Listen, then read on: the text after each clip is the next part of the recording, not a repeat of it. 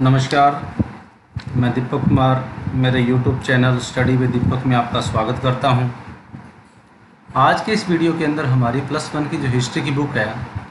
उसका chapter number 2 लेखन कला और शहरी जीवन,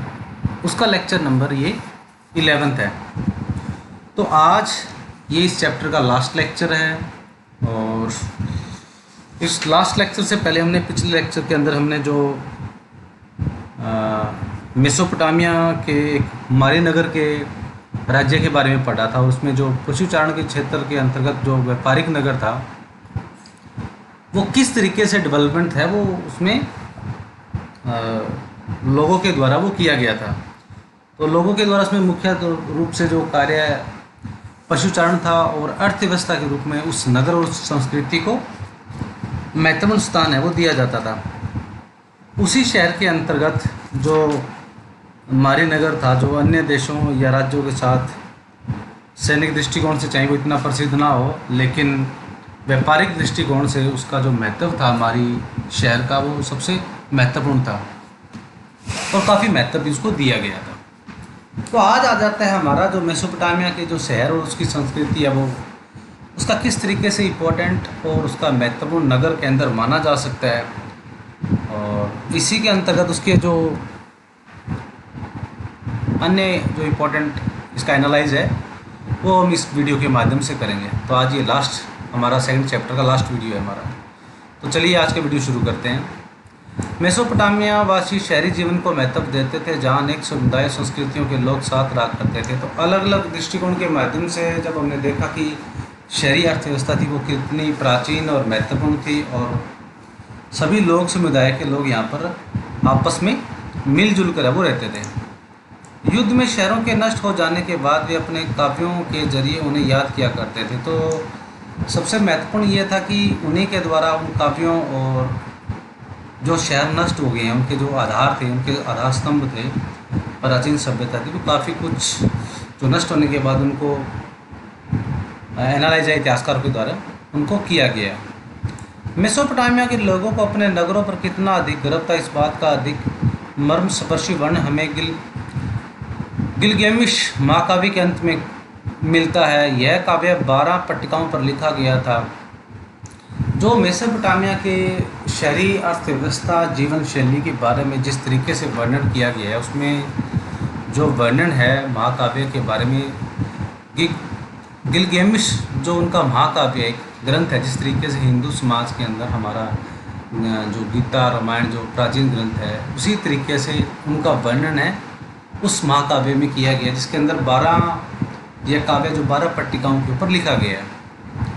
ऐसा कहा जाता है कि गिलगेमिश के एनमरकर के कुछ समय बाद उरुक नगर प्रशासन है वो किया था। तो इस महाकाव्य के माध्यम से ही एनमरकर का वर्णन किया गया, जिस तरीके से हमने उरुक राज शासन पर देखा था। तो उस पर उस महाकाव्य के द्वारा ही उसका वर्णन है वो किया गया है। वह एक महान योद्धा था जिसने दूर दूर के प्रदेशों को अपने अधीन है वो कर लिया था, लेकिन उसे उस समय गहरा झटका लगा जब वीर मित्र अचानक मर गया था। तो जिस तरीके से उस महाकाव्य की वर्णन किया गया है उसने काफ़ी अपना जो साम्राज्य था वो डेवलपमेंट किया था, काफ़ी राज्यों पर उसने अधिकार कर लिया था। और उसका जो एक मित्र था उसमें भी वर्णन किया गया जिसमें उसकी काफ़ी समय के बाद उसमें डेथ हो गई थी। इससे दुखी होकर वह अमरत्व की खोज में निकल पड़ा था। उसने सागरों महासागरों को पार किया और दुनिया भर का चक्कर वो लगाया था। जिस तरीके से हमने पढ़ा था कि जो अशोक का हम वर्णन देखते हैं कि कलिंग विजय के बाद उसके ऊपर मस्तिष्क के ऊपर बड़ा आघात पहुंचा था और उसने जो युद्ध को त्याग कर एक जो आध्यात्मिक का रास्ता अपनाया था। तो ठीक इसी तरीके से ही जब एनमरकर के दोस्त की मृत्यु होने के बाद वो जो हमारे जीवन की खोज के लिए, अपने जीवन की खोज के लिए वो निकल पड़ा था और इतने भी जो सागर महासागर दुनिया अलग अलग स्थानों पर जाकर उसने सत्य की खोज के लिए जो उसने अपना एनालाइज है वो किया, मगर उसने अपने साहसिक कार्य में सफलता नहीं मिली। हारकर गिलगेमिश अपने नगर उरुक पर लौट आया। तो काफ़ी समय के बाद तक जब उसने एनालाइज किया, घूमता फिरता रहा, ज्ञान की खोज करता रहा, अमरत्व की खोज करता रहा अमर जीवन जीने के लिए, तो जब इस साहसिक कार्य में उसे सफलता नहीं मिली, उसे ज्ञान प्राप्त नहीं हुआ, तो वह फिर लौटकर जो उसका प्रदेश था उरुक, वहाँ पर वापस आ गया।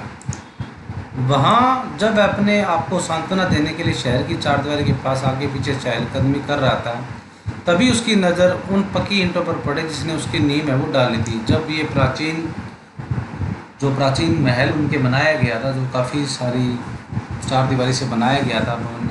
ईंटों से, पक्की ईंटों से बनाया गया था, तो जब उसने थक हार कर जब अपने आप को सांत्वना देने की कोशिश की, जब वो अकेला था, तो उनके ऊपर उनकी नज़र है वो पड़ी, जिनके ऊपर जिससे उनका महल है वो बनाया गया था, जिन ईंटों से उनकी महल है वो बनाया गया था। वह भाविभोर हो उठा। इस प्रकार उरुक नगर की विशाल प्राचीर पा कर उसने महाकाव्य की लंबी वीरतापूर्ण साहस भरी कथा का अंत है वो हो गया। तो जब उसको एहसास हुआ, एनालाइज हुआ इस जीवन के बारे में, इस साहित्य सत्य के बारे में, तो थक हार कर वो उसने इस कथा का जो वर्णन है वो इस महाकाव्य के माध्यम से उसने जो काव्य का वर्णन है वो की है। जिस तरीके से हमने देखा था गिलगामेश जो महाकाव्य था वो उसी के द्वारा लिखा गया था। यहाँ गिलगामेश एक जनजातीय योद्धा की तरह यह नहीं कहता कि उसका अंत निश्चित है, पर उसके पुत्र तो जीवित रहेंगे और इस नगर का आनंद है वो लेते रहेंगे। तो जिस तरीके से जीवन के समय काल के बाद में तक उसका वर्णन किया गया है, तो वो एक योद्धाओं की तरह उसने जीवन है वो जिया था, और निश्चित तौर पर उसने इस जो शहरी और व्यवस्था का जो वर्णन है, जिस तरीके से उसका वर्णन किया गया है, उसने उस सुख सुविधाओं का आनंद है वो लिया था। इस प्रकार उसने अपने नगर में ही सांत्वना मिलती है जिसे उसकी परिप्रजा ने बनाया था। तो एनमर्कर के द्वारा जो बनाया हुआ साम्राज्य था उसी के अंदर उसको इस बात का एहसास हुआ,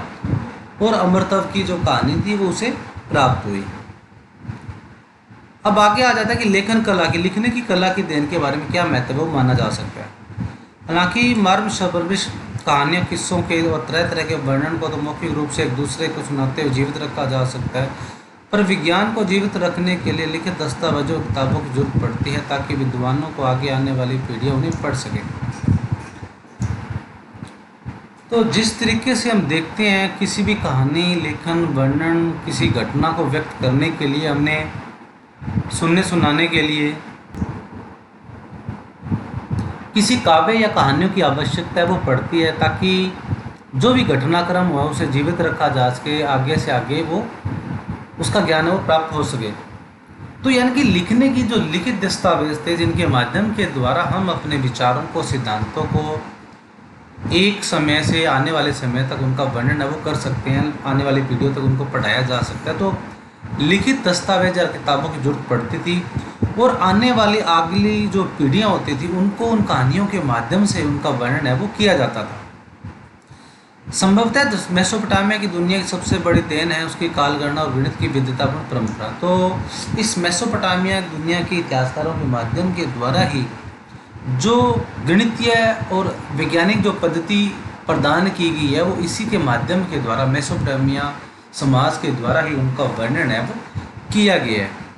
1800 ईस्वी के आसपास की कुछ पट्टिकाएं मिली है जिसमें गुणा और भाग की तालिकाएं, वर्ग और वर्गमूल और चक्रवर्ती ब्याज की सारणी दी गई है। उनमें से 2 का वर्गमूल कह दिया गया है। जिस तरीके से गणितीय विज्ञान की जो पद्धतियों का वर्णन किया गया है, जिसके अंदर गुणा, भाग, वर्गमूल, चक्रवर्ती ब्याज की जो सारणी दी गई है, उन तरीकों का 2 वर्गमूल के द्वारा, जो नीचे आप देख रहे हो एग्जाम्पल दिया कि देने के माध्यम के द्वारा इसको रिप्रेजेंट है वो किया जा सकता है। अगर आप इसे हल करेंगे तो इसका उत्तर 1.41421296 होगा, जो उससे सही उत्तर 1.41421356 से थोड़ा सा भिन्न है। यानी कि जो वर्गमूल का जो एक्सप्लेन किया गया है जो वर्तमान समय के अंदर आज, तो उसमें थोड़ा सा जैसे 1296 दिया गया लास्ट के अंदर, इसके अंदर 1296 दिया गया है और इसमें 1356 दिया गया, तो थोड़ा सा मामूली सा जो अचूक अंतर है वो इन दोनों के बीच में, जो इस क्वेश्चन के बीच में देखा जा सकता है। उस समय के विद्यार्थियों की इस प्रकार के सवाल हल करने होते थे। अगर एक खेत का क्षेत्रफल इतना है और वह 1 अंगुल गहरे पानी में डूबा हुआ है तो संपूर्ण पानी का आयतन है वो बताओ। तो जिस तरीके से हम देख सकते हैं कि वो एक, जिस तरीके से एक बच्चों को हल करने के लिए एग्जाम्पल दिया जाता है, उसको सॉल्व करने के लिए, खेत का क्षेत्रफल बताने के लिए गहरे पानी में डूब रहा है और संपूर्ण आयतन बताइए पानी का, मतलब उसको मैथमेटिक्स तरीके से उसको जो प्राचीन उसका एनालाइज है, उसका निकालने का तरीका है, वो मेसोपोटामिया की सभ्यता के द्वारा ही किया जाता था। पृथ्वी के चारों ओर चंद्रमा की परिक्रमा के अनुसार एक पूरे वर्ष का 12 महीने में विभाजन, एक महीने का 4 हफ्ते विभाजन, एक दिन का 24 घंटों में और एक घंटे का 60 मिनट में विभाजन, यह सब तो आज हमारी जो रोज़मर्रा की ज़िंदगी का अचेतन हिस्सा है, मेसोपोटामिया वासियों में ही हमें मिलता है। तो ये जितने भी साइंटिफिक इनका एनालाइज किया गया है, इसका निकालने का तरीका सोल्व किया गया है, ये सारे के सारे महीनों साल को महीनों में, महीनों को घंटों में, घंटों को मिनट में, घंटे मिनट से जो डिवाइस किया गया, ये सारी की सारी जो प्रचलित पद्धतियाँ वो मेसोपोटामिया के द्वारा ही अपनाई गई है। समय का उपयुक्त विभाजन सिकंदर के उत्तराधिकारियों ने अपनाया, वहाँ वह रोम और फिर इस्लाम की दुनिया में मिला और फिर मध्य यूरोप में पहुँचा। तो ये जितने भी समय का जो एग्जाम्पल उसको एक्सप्लेन करने का तरीका है वो सिकंदर के जो उत्तराधिकारी थे उन्होंने अपनाया था। उसके बाद वो रोम और इस्लाम और पूरे मध्य यूरोप में आगे इसका साइंटिफिक और मैथमेटिक्स और जो बंगोलिया जोग्राफिकल जो रिसर्च थी वो आगे से आगे विश्व के अंदर फैलती चली गई। जब हम कभी सूर्य और चंद्र ग्रहण होते हैं तब वर्ष मास दिन के अनुसार उसके घटित होने का हिसाब रखा जाता है। इस प्रकार रात को आकाश में तारों और तारामंडल की स्थिति पर बराबर नज़र रखते उनका हिसाब रखा जाता है। अब ये खगोलीय जो विज्ञान है, जैसे सूर्य चंद्रमा का ग्रहण लगना, मास दिन के अनुसार घटित होना, उनका डेट, तारीख, तारामंडल की स्थिति, वायुमंडल आकाश, इन सभी पर जो नज़र रखा कार्य प्रणाली है, उसका घटनाक्रम वो मेसोपोटामिया के द्वारा ही उसको अचीवमेंट है वो मानी गई थी। मेसोपोटामिया वासियों की महत्वपूर्ण उपलब्धि में से एक भी उपलब्धि संभव नहीं होती यदि लेखन की कला और विद्यार्थी जैसे उन संस्थाओं का अभाव होता जहाँ विद्यार्थी पुरानी लिखित पट्टिकाओं को पढ़ते, उनकी नकल करते और जहाँ कुछ छात्रों को साधारण प्रशासन का हिसाब रखने का अधिकार लेखाकार नया बनाकर उन्हें प्रतिभा संपन्न व्यक्ति बनाया जाता था और जो अपने पूर्वजों की बौद्धिक उपलब्धियों को आगे बढ़ा सके।